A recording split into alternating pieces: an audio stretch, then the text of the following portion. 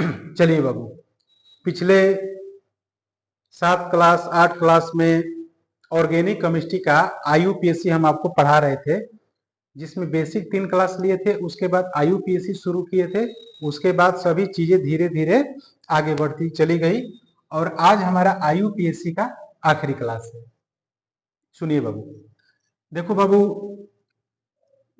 चाहे केमिस्ट्री हो, चाहे मैथ हो, चाहे फिजिक्स हो, चाहे इंग्लिश हो, चाहे हिंदी हो, ना कोई सब्जेक्ट बहुत ज्यादा छोटा होता है, ना कोई सब्जेक्ट बहुत ज्यादा बड़ा होता है। वो आपके ऊपर निर्भर करता है कि आप उस सब्जेक्ट को किस तरीके से पढ़ रहे हो। मेरी बात मानो तो कोई सब्जेक्ट के प्रति आपको इंटरेस्ट तभी आएगा जब उस सब्जेक्ट के बेसिक चीजों से जानना आप शुरू करेंगे। आप यकीन मानिए, हवाई 5 एग्जाम्पल आईयूपीएससी का लिख दे और आकर हाहाकार मचाकर हम आपको आईयूपीएससी करा दे, तो बेहद हम पिछले वीडियो में बताए थे कि समझ में तो आ जाएगा, लेकिन जब तक कोई चीज आप मूल जड़ में जाकर नहीं सीखेंगे तब तक आपका कंसेप्ट क्लियर नहीं हो पाएगा। इस चीज को हमेशा ध्यान रखिएगा। जो चीजें ऊपर ऊपर की होती है हमेशा ऊपर ऊपर चली जाती है। जो चीजें आदमी जड़ से सीखा रहता है उसी को आगे समझ पाता है। कई क्लास ऐसे हैं, हम लोग ऑफलाइन भी पढ़ाते हैं, देखे हैं बच्चों को। आईयूपीएससी खत्म हो गया, आप यकीन मानिए बच्चों से मेथेन और मेथिल में अंतर पूछ दीजिए, दोनों का सूत्र गलत बताएंगे। और आईयूपीएससी पूरी ऑर्गेनिक खत्म हो चुकी है। रीजन बस वही है कि टॉपिक के प्रति बच्चों का इग्नोर करना, और बच्चों को यह है कि कम समय में कितना ज्यादा क्या कर ले, गेन कर ले। आप 5 मिनट में 7 मिनट में ऑर्गेनिक हम सिखा दें और आप सीख ले, अब इसके लिए हम क्या ही बोल सकते हैं। ऐसा कभी हुआ नहीं है, ना कभी आगे होगा। और जो बच्चे 10 मिनट 12 मिनट के चक्कर में जो पड़े हैं वो कंपटीशन में अपना भारी नुकसान करेंगे, इस बात की हम गारंटी देते हैं। तो हम आपसे यही कहेंगे कि कोई भी सब्जेक्ट हो, math physics chemistry English bio XYZ कोई भी सब्जेक्ट हो, आप उसको बेसिक जरूर पढ़ेंगे। बेसिक पढ़ेंगे, सीखेंगे, तो आप अब बढ़िया से उसको क्या कर पाएंगे, एक्सप्लेन कर पाएंगे अपने आप से, किसी को समझा पाएंगे, किसी को बता पाएंगे और अपना पूरा कंसेप्ट क्लियर रखेंगे। ठीक है, चलिए ज्यादा टाइम नहीं वेस्ट करेंगे, अब शुरू करते हैं बाबू आईयूपीएससी का आगे का सेशन। कल भी आप बढ़िया बेटर क्लास था, कल वाला बहुत इंपॉर्टेंट क्लास था, और आज वाला जो क्लास है ये भी इंपॉर्टेंट है। आज वाला भी क्लास क्या है, इंपॉर्टेंट है। ठीक है, चलिए देखिए बाबू, जैसे इसका आपको आईयूपीएससी नाम लिखना है। ठीक है, इसका क्या लिखना है बाबू, आईयूपीएससी नाम लिखना है। आप हाइड्रोजन की पूर्ति कर लीजिएगा, वैसे चलिए हम कर देते हैं। ठीक, हाइड्रोजन की पूर्ति आप क्या कर लीजिएगा, कर लीजिएगा। ठीक, यहाँ पर कार्बन है, इसका आईयूपीएससी नाम लिखना है। ठीक ना। अब सुनिएगा बात को बाबू, देखिए देखो छोटू, ये वाला जो कार्बन है कितने मेथिल से जुड़ा हुआ है, 3। हम कल ही बताए थे ना कि जो कोष्टक में लिखा हो ना उसको पहले बैलेंस कर लीजिए आईयूपीएससी लिखते समय। तो इस कार्बन के साथ कितने मेथिल जुड़े हुए मेरे भाई, 3 ना। तो पहले इस कार्बन के साथ 3 मेथिल जोड़ दीजिए। 3 मेथिल जोड़ने का तरीका क्या है, ऊपर नीचे और एक लेफ्ट साइड में जोड़ दिए, पहला काम खत्म मेरे भाई। इसी कार्बन से आगे कौन सा है, CH है, और उसी के जस्ट आगे क्या है, CH2। इतना क्लियर है। आईयूपीएससी लिखने का तरीका क्या है, हम फर्स्ट वाले वीडियो से बता रहे हैं आपको कि सबसे पहले लंबी कार्बन श्रृंखला की चयन किया जाता है, उसके बाद अंकन किया जाता है।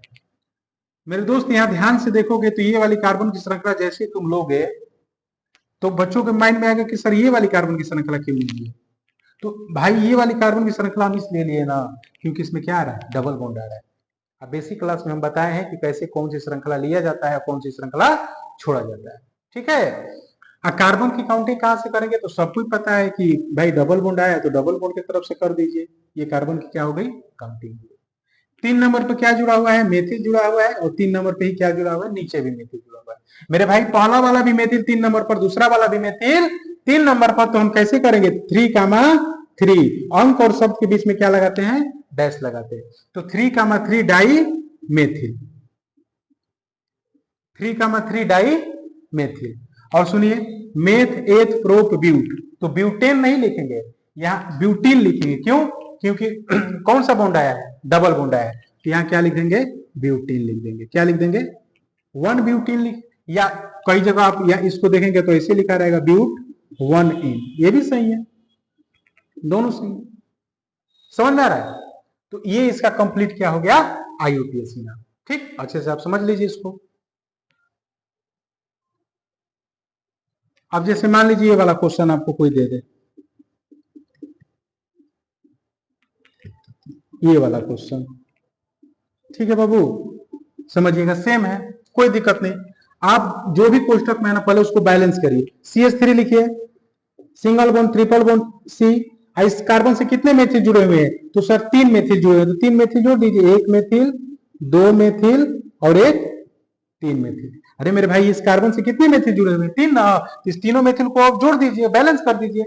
अब कौन सा कार्बन की श्रृंखला लेंगे? तो देखिए, कार्बन की श्रृंखला लेते समय हमेशा ध्यान रखिएगा कि लंबी भी मिल जाए और उसमें डबल बॉन्ड आ रहा है तो डबल बॉन्ड को इंक्लूड करिए, ट्रिपल बॉन्ड आ रहा है तो ट्रिपल बॉन्ड को इंक्लूड करिए। अगर फंक्शनल ग्रुप आ रहा है तो उससे तो कुछ बेटर हो ही नहीं सकता। आप ध्यान से देखेंगे तो ये वाली कार्बन की श्रृंखला आप जैसे ले रहे हो, देखो इसमें आपका क्या है, ये भी ले सकते हो। अच्छा सुनो, ये वाला सीधी ले लो क्योंकि सेम कार्बन आ रहा है, ये वाला ले लो, ठीक है। अब सुनो कार्बन की काउंटिंग, अब सुनो कहां से करोगे? तो दो चॉइस है, यहां से करोगे ना तो 1 2 3, यहां से करोगे तो 1 2।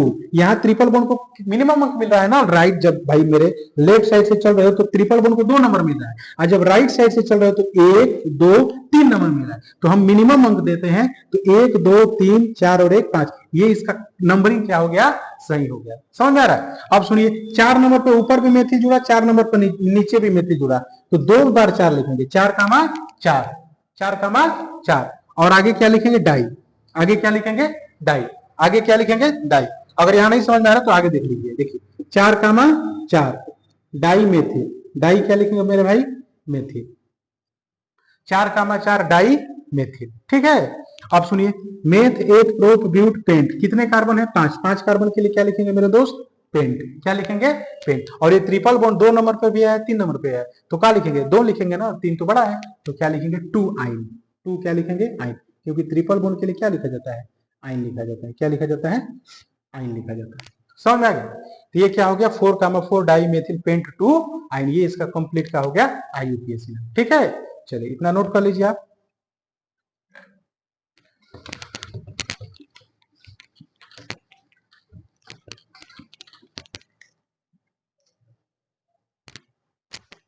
चलिए एक क्वेश्चन और देख लीजिए, अच्छा क्वेश्चन है, इसका IUPAC नाम आपसे क्या किया है बाबू? पूछे। पेपर में ऐसे ही क्वेश्चन आएंगे, पेपर वाला आपको कभी संरचना पूरा खोल कर नहीं देगा कि आप अच्छे तरीके से करो, ऐसा देगा ही नहीं। समझ में आ रहा है? तो ऐसे ही उल्टा सीधा दे देगा, कहेगा कि इसका IUPAC नाम लिखो। हम आपको क्या सीखना है कि जब भी ऐसा उल्टा सीधा IUPAC है आप उसको बैलेंस करिए। CH3 लिखा है, लिखिए आराम से, C के ऊपर ऑक्सीजन को जोड़ दीजिए, आराम से लिख लीजिए, कोई दिक्कत नहीं। इस कार्बन के आगे CH है, अभी CH से कितने मेथिल ग्रुप जुड़े हुए हैं? 2। भाई इस कार्बन से कितने मेथिल ग्रुप जुड़े हुए हैं? 2, तो 2 मेथिल ग्रुप जोड़ दीजिए, एक नीचे जोड़ दीजिए या आगे जोड़ दीजिए, आपको जहां इच्छा लगे वहां जोड़ दीजिए, जोड़ दिए यहाँ। अब क्या करना है? तो सर सबसे लंबी कार्बन श्रृंखला लेना है, तो ये वाली ले लीजिए, कोई दिक्कतें नहीं है। कार्बन की काउंटिंग यहां से करेंगे तो 1 2 3, 3 नंबर पर कीटोन को 3 नंबर मिल रहा है, और जब इधर से करेंगे तो 2 नंबर मिले, तो बेहद यहां से कर दे 1 2 3 4। समझ में आ रहा है? अब 3 नंबर पे क्या जुड़ा है? तो सर 3 नंबर पर मेथिल है, तो 3 मेथिल, 3 क्या लिखेंगे? Methyl. Meth eth prop but, 4 carbon है तो क्या लिखेंगे? 2 ब्यूटेनॉन, 2 ब्यूटेनॉन। क्यों? क्योंकि सर कीटोन के लिए आन लगता है, और ये जो आन है ना कितने नंबर पे है? 2 नंबर पे है। कितने नंबर पे है? 2 नंबर पे है। तो 2 मेथिल 2 ब्यूटेनॉन, ये इसका क्या हो गया मेरे भाई? कंप्लीट IUPAC नाम। समझ में आ रहा है? चलिए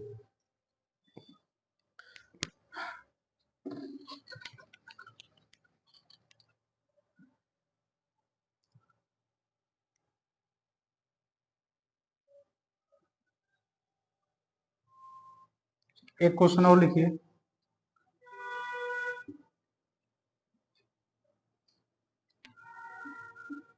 देखो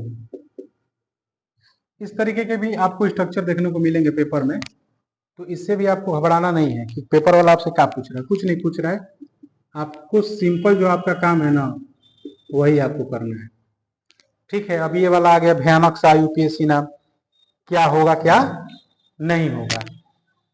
तो पहले तो स्ट्रक्चर को देख लीजिए, शायद ही आपको कुछ समझ में आ रहा होगा कि यार इसका क्या है आईयूपीएसी नाम लिखे।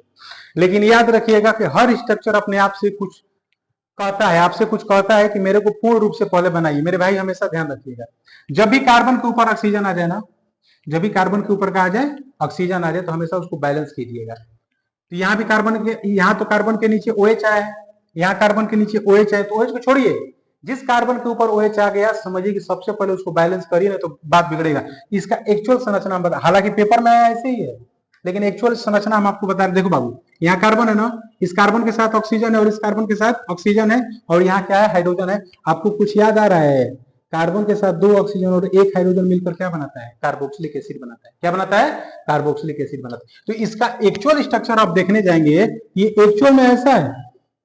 इसके नीचे क्या है, इस कार्बन के आगे क्या है, यहाँ कार्बन है, और इस कार्बन के नीचे OH है, इस कार्बन के ऊपर कार्बन है, इस कार्बन से फिर नीचे कार्बन है, और इस कार्बन से OH ग्रुप है, और फिर मेरे भाई इस कार्बन के आगे ये कार्बन है, इस कार्बन की यहाँ ऑक्सीजन है, और इसी कार्बन से OH ग्रुप जुड़ा है। तो क्या आपको दो जगह COOH ग्रुप नहीं दिखाई दे रहा है? इसका तो मेन वाला स्ट्रक्चर तो ये है। समझ में आ रहा है? पेपर में हालांकि आया ये है, अब बच्चे पहचान नहीं पाएंगे कि कौन सा कार्बोक्सिलिक एसिड है, कौन सा एल्डिहाइड ग्रुप है, कौन सा कीटोन है, कौन सा ईथर है, कौन सा एमीन है, कौन सा नाइट्रो है, तो फिर तो फंसी जाएंगे। समझ में आ रहा है? तो आप देखेंगे कि दो जगह आपको क्या दिखाई दे दिया, COOH दिखाई दे दिया। क्या दिखाई दे गया? COOH। अब कार्बन की काउंटिंग कहां से करें? तो सर यहां से करेंगे तभी 2 नंबर, और यहां से करेंगे तभी भी दोनों। आप बेहद कहीं से कर दीजिए, आपको कोई दिक्कत नहीं है। और खास बात यह है बेटा कि इसमें जो फंक्शनल ग्रुप आया है ना कार्बोक्सिलिक एसिड, दोनों के दोनों सेम है। हम आपको एक चीज और बताएं कि जब COOH आ जाए और OH आ जाए, तो COOH मेन फंक्शनल ग्रुप हो जाता है, ये प्रेफिक्स हो जाता है, प्रतिस्थापी हो जाता है। समझ में आ रहा है? तो कार्बन की काउंटिंग यहां से 1 2 3 4 5 हो गया।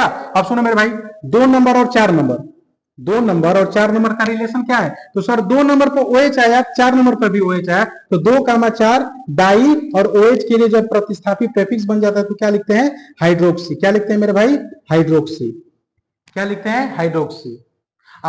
उसके बाद 1 2 3 4 5 5 कार्बन है तो क्या लिखेंगे? पेंट। 5 कार्बन तो क्या लिखेंगे? पेंट। 1,5 1 कामा, अबे 1,5 डाइओइक एसिड, डाइओइक अम्लीय एसिड। क्योंकि OH COOH 1 नंबर पर आया और दूसरा वाला COOH कितने नंबर पर आया? 5 नंबर पर आया, तो 1,5 डाइओइक एसिड हो गया। समझ रहे हैं? ये इसका क्या हो गया बाबू? IUPAC नाम हो गया। ठीक ना? यहां तो कोई आपको डाउट नहीं होना चाहिए। यहाँ कार्बन से यहाँ कार्बन, इसके नीचे यहाँ पर कार्बन के साथ OH, फिर यहाँ वाला कार्बन एजिटिक लिखा, फिर इस कार्बन OH ग्रुप, फिर यहाँ वाला कार्बन और COOH। ये इसका क्या हो गया? कंप्लीट IUPAC नाम हो गया। समझ में आ रहा है? चलिए आप देखते रहिए, आराम से नोट करते रहिए। अब देखिए, पेपर वाला ये क्वेश्चन आपको दे दिया कि इसका IUPAC नाम लिखिए। हम आपको MI का मतलब मेथिल कहे थे, और AT का मतलब क्या कहे थे? एथिल कहे थे। क्या कहे थे मेरे भाई? एथिल कहे थे। ठीक है? तो कभी कभी पेपर वाला इस तरीके से भी मजाकिया मूड में क्वेश्चन पूछ देता है, तो आप इसको हमेशा ध्यान रखिएगा। ठीक है? अब सुनिएगा बात को हमारी। अब क्या करेंगे आप? सबसे पहले इस स्ट्रक्चर की काउंटिंग करेंगे। सबसे पहले जो आपको स्ट्रक्चर दिया है इसमें काउंटिंग करेंगे। अब काउंटिंग करने के दो पॉसिबिलिटी है। काउंटिंग करने की कितनी पॉसिबिलिटी है? 2। क्या सर यहां से काउंटिंग कर दे? 1 2 3। एक तो ये है। कोई कहेगा सर यहीं से काउंटिंग कर दीजिए 1 2 3। तो नीचे वाला ज्यादा बेटर है। क्यों बेटर है? अब हमारी बात को सुनिए। जब यहां से काउंटिंग कर रहे हो ना, सीधी बात है, प्रतिस्थापी और डबल बॉन्ड आया ना, तो डबल बॉन्ड के पास से काउंटिंग कर दीजिए। सब चीज छोड़िए। 1 2 3 4 5 और एक क्या हो गया? 6 हो गया। 1 पर क्या आया? मेथिल, और 3 पर क्या आया? नाइट्रो। एम, मेथिल का पहला लेटर क्या होता है? एम। नाइट्रो का पहला लेटर क्या होता है? एन। अंग्रेजी वर्णमाला में आता पहले कौन है? एम आता है कि एन आता है? एम आता है। तो क्या हो जाएगा? 1 मेथिल।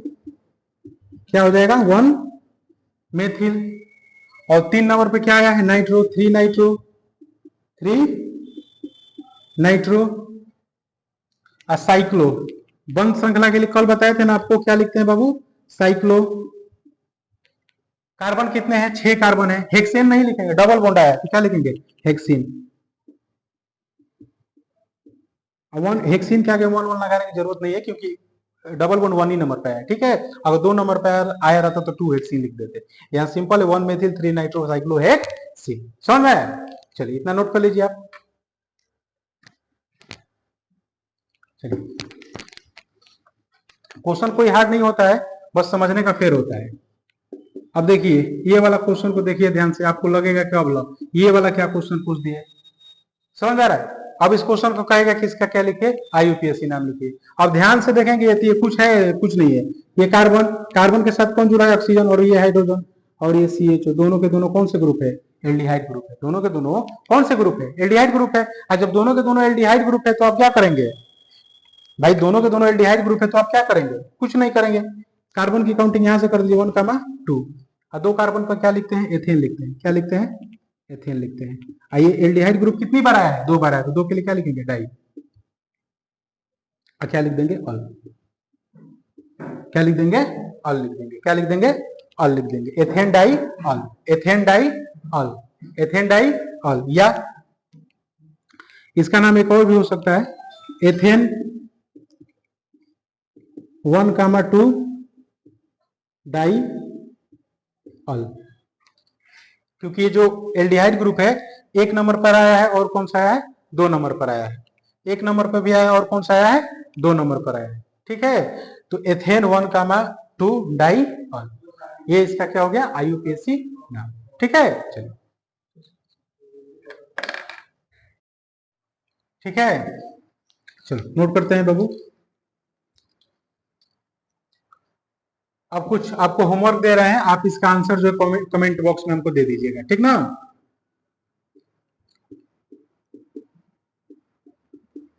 ये पहला क्वेश्चन है बाबू, और ये दूसरा क्वेश्चन।